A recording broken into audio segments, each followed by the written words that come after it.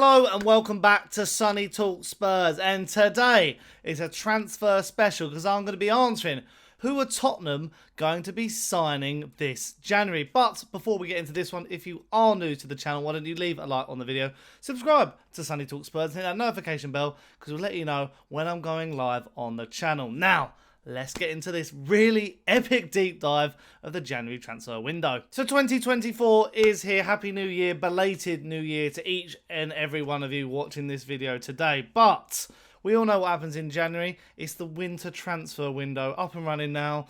We, seem to forget sometimes. We celebrate New Year's Eve, and as soon as it goes the first, we're like, actually, yeah, it's transfer time. Yet again, all the outlets, all the newspapers, all the radio stations, TV channels, all talking about January transfers yet again. All different players making headlines and Tottenham being linked with a number of players. So today, I've picked 5 key transfers who we've been heavily linked with over the last couple of months. Some looking close, some looking somewhat, gaining momentum, and some which, still could happen. And I'll be honest, I've gone away from... I'm not going to be talking about players that we've been sort of linked to, half links, I'm going for more solid transfer news today on this one because, it's hard to keep up with every bit of transfer news and every bit, rumour and all that sort of stuff. So today I'm just talking about the 5 ones that have been touted a lot. Various news outlets have spoken about them. And I'm just going to, give my opinion on each one. Should Tottenham go for this in January? Maybe it's one to revisit in the summer and all stuff like that. But to start with, as I say, I've gone for 5 solid transfers. So I'm not going to be mentioning Dominic Solanke, who I've heavily touted for a move to Tottenham, because I don't think that's going to happen. I don't think he's going to move in January at all to any club in the Premier League. I'm not going to talk about Santiago Gimenez or Antonio Nusa because I've previously done videos on them, and I'll be honest, their rumours have gone quite quiet, but go back on the channel if you want to check out those videos, a good deep dive into their stats and their numbers and all that sort of stuff. But today I'm going to be talking about some players that we are, one of them we're close to signing, and a couple who keep being mentioned week in, week out as we are now in January. So I'm going to start with the obvious one, and it is Radu Dragusin. Hopefully I'm pronouncing that okay. The Romanian defender from Genoa. And the latest on this at the time of recording is that he has accepted all details of Tottenham's contract proposal as personal terms have been agreed as revealed last week. Despite public statements on new deal, he's now waiting for Spurs. Spurs and Genoa remain in talks to get the deal done very soon. So that was obviously from Fabrizio Romano yesterday. But, as this goes out, the deal might have been agreed. We might have even closer. A fee might have been agreed. All that sort of good stuff. And what do I make of this transfer? Well, I'm positive about this, I think it is a very good deal for the football club. 21 years old, Serie A defender. Value of about 20-25 million euros, which I think Tottenham are going to be paying that around that for the player. So I'm quite happy with this deal. Obviously, has previous links to Juventus and Paratici, and we all know Paratici is the kind of man who loves to be involved in these deals with his former club in his little black book that he has.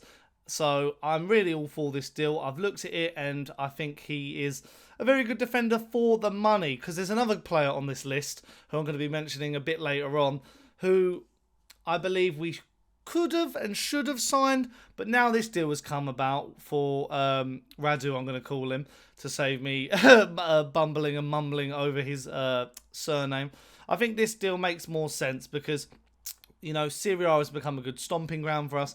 Paratici links helps us, get a deal over the line for a good fee. There's pictures that have been circulating of Radu with Bentancur and obviously with Kulusevski from their time at Juventus. And also, I was looking at some of his stats as well, which I'm going to put on screen. And I just think, looking at his defensive numbers, they're pretty good reading compared to, look at his aerials, duels won, aerial duel success. At the moment we're playing basically 4 fullbacks across a back line. So I think this would make a lot of sense to bring in an aerial presence in the box. Played a lot of minutes this season for Genoa.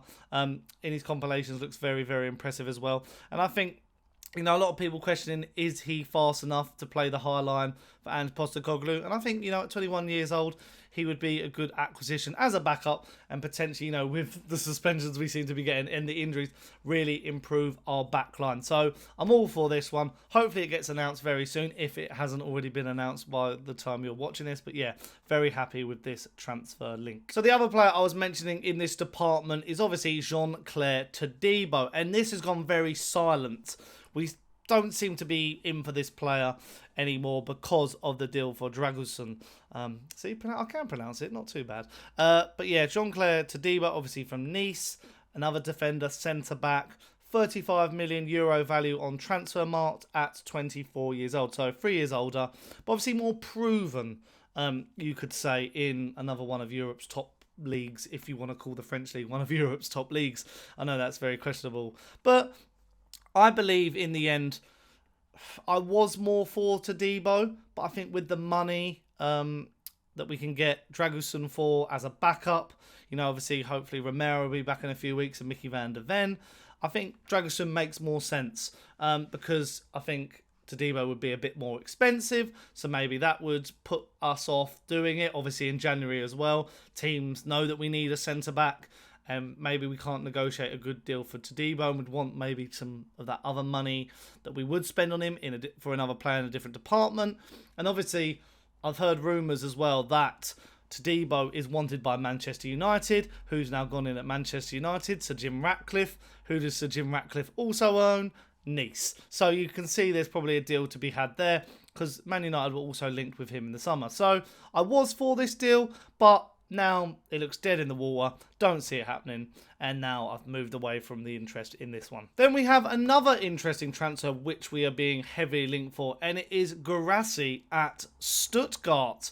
Now, I'm on the fence about this one because, you know, the Stuttgart striker has got 17 goals this season, 27 years old, so good age coming into his peak and prime, and he does have a release clause at the moment of around £15.1 million. So I'm hearing. But I'm on the fence because I think that's not a bad fee to pay. We are looking at strikers. We're keen to get another striker.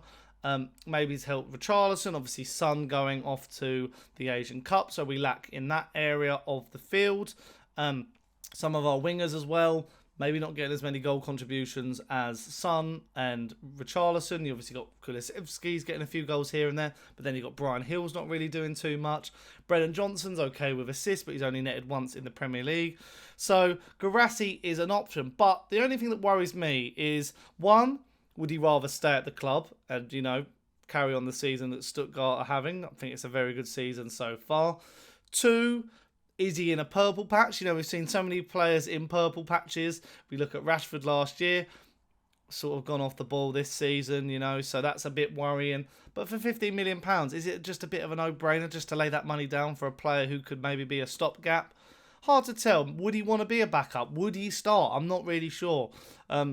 Really depends. And with that money, would we rather put it towards maybe another striker? Maybe an Ivan Toney if we could lure him out of Brentford eventually. Or a Dominic Solanke or someone like that. Obviously, strikers are hard to come by. And if a guy is the second top goal scorer in the Bundesliga behind our beloved Harry Kane, surely you just go and pay the fee. So with this one, it depends. I think other people will want to go for his signature as well. So I'd say watch this space with this one, but you never know with Tottenham. Now, my fourth player, and this is a player that I've mentioned previously on the channel, and the links don't seem to be going away. It's Conor Gallagher at Chelsea. Chelsea obviously keen to sell their current captain because of FFP reasoning, and they're looking to get around 40 to 50 million pounds for the player. He's valued about 43 million euros on Transfermarkt as well. 23 years old midfielder, and people see him as playing in that number 8 role, you know, a bit of a busybody in that area.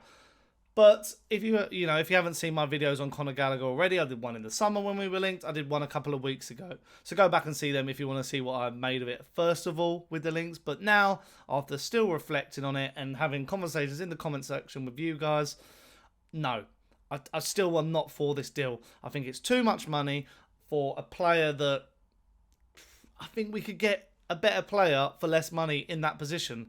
I think we can hold back, you know, the Bentancur return. I think that helps in that midfield position. I know Sarr and Basuma are going off to AFCON for Mali and Senegal respectively.